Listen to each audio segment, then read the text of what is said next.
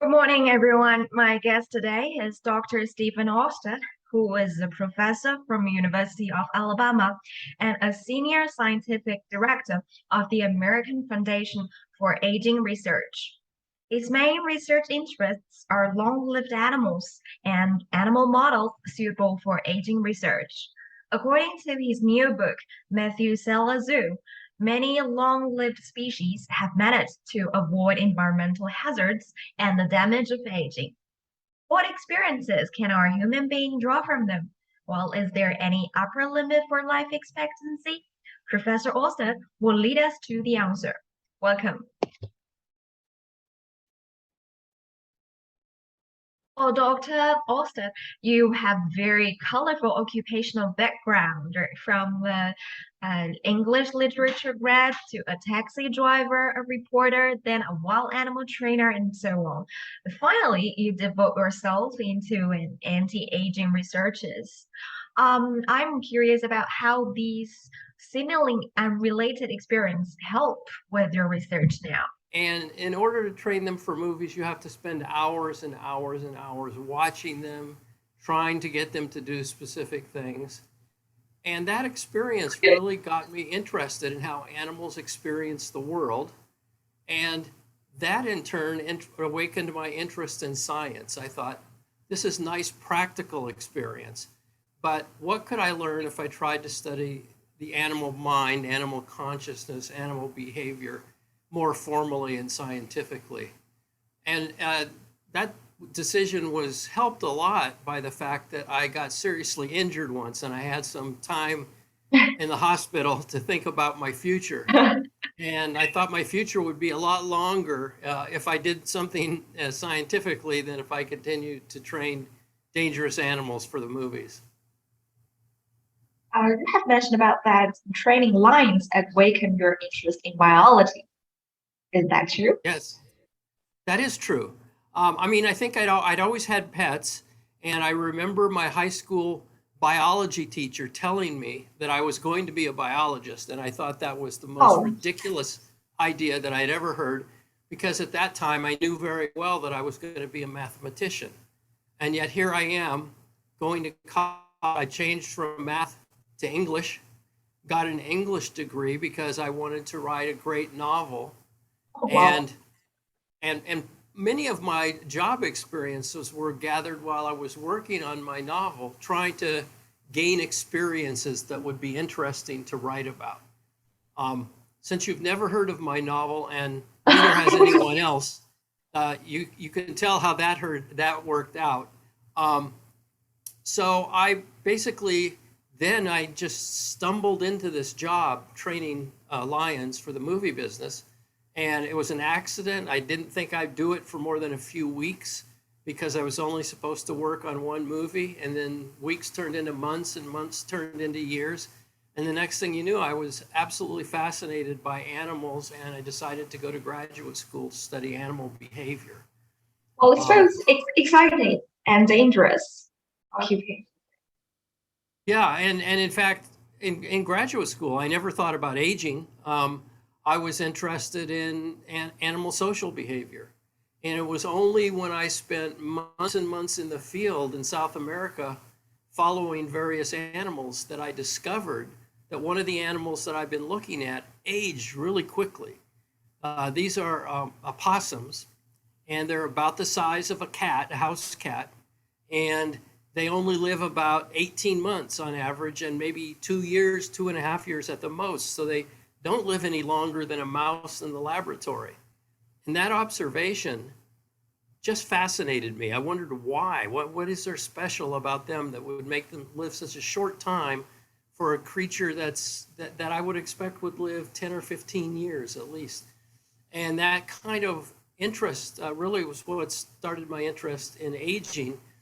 And I probably was working in the field for at least a decade just on this biological puzzle. I didn't even think about human aging. I was only thinking about there's this really interesting puzzle, which is that nature is so good at taking a single fertilized egg and developing it into a healthy young adult person or mouse or chicken or whatever. And it would seem that it should be much easier to just maintain what you've produced than it would be to produce it out of a single cell. But yet aging, I look around, aging was almost ubiquitous. So that was a puzzle that really motivated me. And then in about 10 years, I'm kind of slow. So in about 10 years, I thought, wait a second, people would be really interested in this. And so I then got more focused on human aging and what we might learn from animals that might allow us to prolong human health and life. And until now, have you found the answer to your puzzle? I mean, why organisms age at different speeds and the secrets behind these phenomena? What can we draw experiences from that? Yeah, the answer is complicated. The answer is I'm satisfied that I understand the basic outline of why some animals age quickly and some of it age slowly. It's not a simple story. It has to do with the environment they live in, with their metabolism, with the external dangers that they have to live with. But I think we have a broad outline. We understand why various species live different amounts of time. And that knowledge, I think, helps us look at these species and think about which ones could we really learn something that's relevant to humans about slowing aging. Just because an animal's long-lived, I don't think that's enough. I think it has to be a particular kind of long life.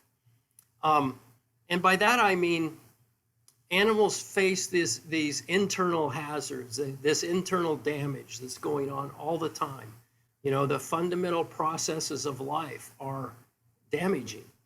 And our bodies are very, very good at repairing that damage, but ultimately it fails.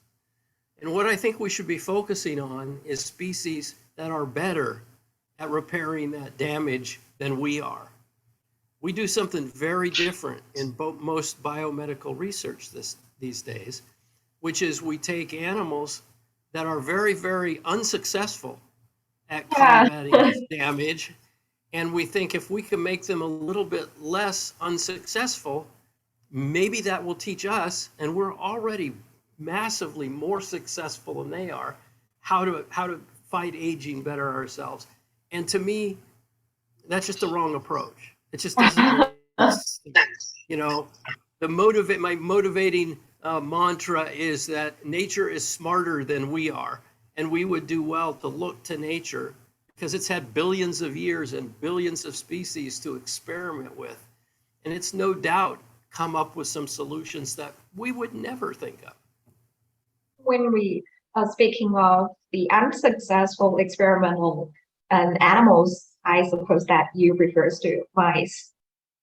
Mice and worms and flies, they're all short-lived for their kind of organism. So worms are short-lived for nematodes, flies are short-lived for insects, and mice are among the shortest lived of all the mammals. And then have we found out that if there are any animals that are more suitable than these kind of model organisms for us to do the experiments? I think there are, and I think there are a lot of them. And I think we're finding more and more and more of them all the time. And I think that's the direction we would be well to go. And to take one example, a naked mole rat is the same size as a mouse, but lives more than 10 times as long. 70% of our laboratory mice die of cancer. Naked mole rats very, very rarely get cancer. So they've got some success at combating cancer and some success at combating aging. That's at least as good as the way we do it, and probably somewhat better. So that's the kind of animals. There are all kinds of birds that are better at repairing damage than we are. Some kind of animals are good for one specific thing. So for instance, I think very large animals are very useful for figuring out how to resist cancer. Because if you think about it, every cell in your body pretty much has the capacity to become a cancer cell. And only one has to achieve that capacity to kill you.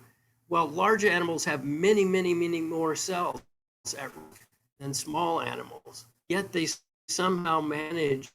And in your new book, Methuselah's Zoo, you have said that birds are live longer than beasts. I mean, the terrestrial animals, than marine animals are among all the animals, they are living the longest. Is that true?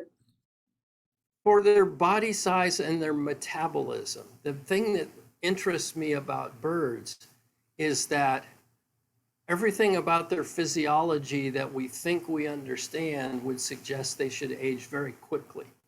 They have a very high metabolic rate, much higher than a similar sized mammal.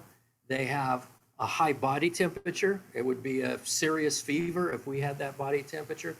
They have levels of glucose in their blood that would be diabetic in a human. And despite all of those things, they live on average about 3 times longer in the wild than an average mammal lives in the comfort of a zoo or a laboratory. And they somehow face the challenges of life in the wild, the droughts and the heat waves and the storms and famine potentially, and yet they live after year after year. I like to make a comparison between mice, the laboratory mice that we use in the field. They live 3 to 4 months. In the wild, they live 3 to 4 months on the average, and about a year at the most. A house sparrow, which I believe you have in China as well, it's the most common bird in the world. It's the same size as a mouse. It lives up to 20 years in the wild. 20 So years. that's 20 years. So it's an enormous difference. So I think there's something really, really interesting that we could learn from the birds, even the common birds. Like, you don't have to, it's not like studying whales where you'd have to invent all kinds of special processes. We're very, very good at taking care of birds. We've been doing it for centuries. We had pet birds for centuries. House sparrows make very good pets. They do well in the laboratory. If it were up to me, if someone handed me $100 million tomorrow, I would assemble a team and said, let's figure out how this house sparrow lives 20 years in the wild. And there's something in that that will help us enhance people's health.